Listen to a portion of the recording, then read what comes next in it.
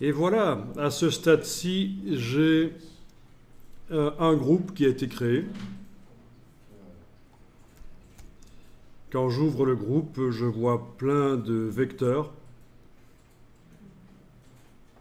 Et le plus gros, c'est le tracé transparent qui regroupe plusieurs vecteurs superposés et qui font des trous. Sinon, les autres, ce sont des formes fermées, isolées.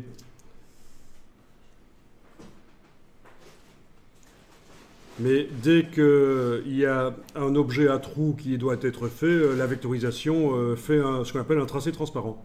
On en avait déjà parlé des tracés transparents. Plusieurs vecteurs au même endroit, et là où ça se superpose, ça s'annule. Bon, alors, le groupe doit être sélectionné. Je l'ai fermé dans la palette des calques, je le sélectionne avec la petite cible. Parce que nous allons utiliser ici un système qui permet de coloriser facilement. Alors je vais peut-être maintenant masquer le damier de transparence, menu affichage, masquer le damier de transparence. Voilà, nous avons donc un dessin à coloriser. Et ce genre de dessin, ça peut être très complexe à coloriser dans Illustrator, sauf qu'à un certain moment de l'évolution du logiciel, ils ont mis au point un système qui ne s'occupe pas du tout de la construction vectorielle. Les vecteurs, on ne doit pas sélectionner les formes qu'on veut coloriser, etc. Ça s'occupe uniquement de ce qu'on voit, ce qui est visible. Et ça, c'est beaucoup plus simple. C'est du remplissage automatique, en fait.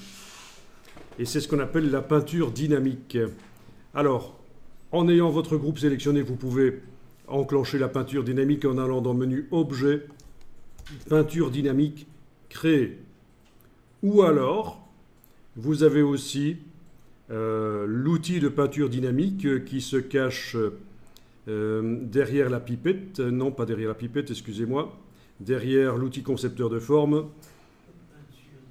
Derrière l'outil concepteur de forme, on a le pot de peinture dynamique. Et alors, quand on clique sur un tracé, ça va faire un système de peinture dynamique, comme si on avait fait objet peinture dynamique créé.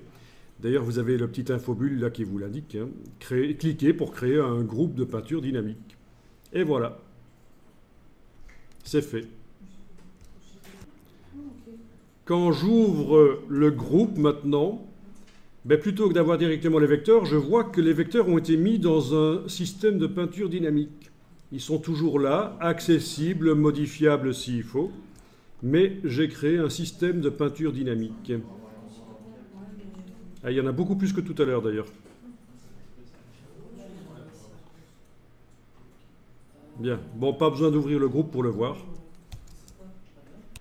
À partir de là, avec le pot de peinture dynamique, quand vous survolez les formes fermées, elles sont fermées, eh bien, ça vous montre ce qui se sélectionne. Ah tiens, on a une ouverture là. Ennuyeux ça. Quand vous survolez ici, vous ne voyez pas que en plus du toit de l'avion, ça sélectionne l'aile? Bon, ben ça, on va voir comment régler ça plus tard. Mais voilà, on va pouvoir en tout cas mettre de la peinture là-dessus. Alors je vais faire apparaître le nuancier. Menu fenêtre, nuancier. Je sélectionne une couleur.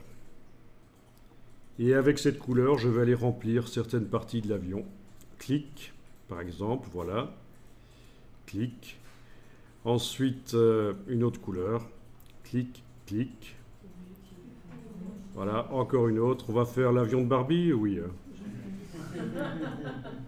N'hésitez pas à zoomer pour bien sélectionner. Voilà.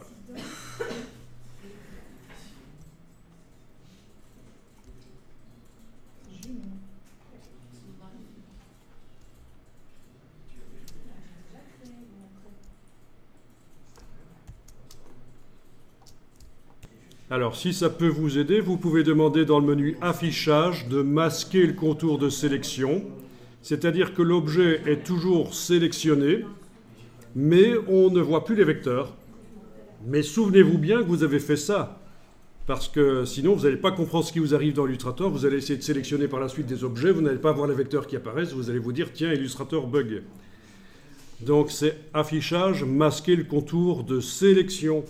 Comme ça, on voit le dessin sans les vecteurs qui apparaissent, mais on arrive quand même à aller mettre des couleurs.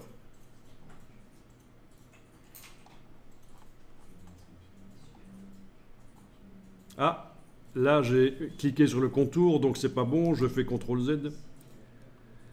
Évidemment, si on clique sur le noir, ça le remplit de couleurs.